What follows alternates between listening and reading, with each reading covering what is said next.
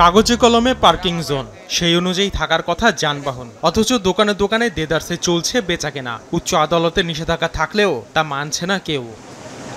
রাজধানীর গুলিস্তানে ঢাকা ট্রেড সেন্টারের বেসমেন্টেই দোকান রয়েছে অন্তত 570টি। 50 থেকে 70 লাখ টাকায় বিক্রি হয়েছে এক একটি দোকান। প্রতিটি দোকানের মাসিক ভাড়া 25 থেকে 60,000 টাকা। ঢাকা ট্রেড সেন্টারের নিচে যখনই ঢুকবেন তখনই দেখবেন দোকান।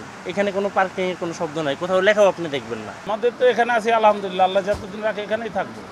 যেটা বলছে ওইটা সঠিক না, ওইটা সিটি কর্পোরেশন থেকে অস্থায়ী বরাদ্দ করতে হবে আমাদের। দখলদারিতে পিছিয়ে নেই গুলিস্তানের অন্যান্য বিপণী বিতানও। সিটি কর্পোরেশনের নকশায় ফুলবাড়িয়া সুপারমার্কেট 1 এবং রাজুকের নকশায় এনএক্সকো টাওয়ারের বেসমেন্টে গাড়ি পার্কিং হওয়ার কথা থাকলেও একইভাবে চলছে দোকান বাণিজ্য।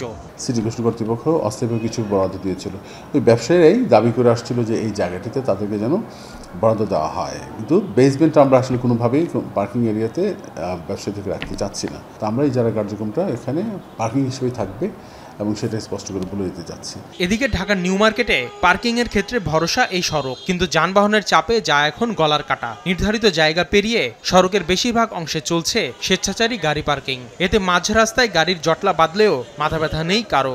পরিস্থিতি নিয়ন্ত্রণে মামলা জরিমানাও মিলছে না সুফল।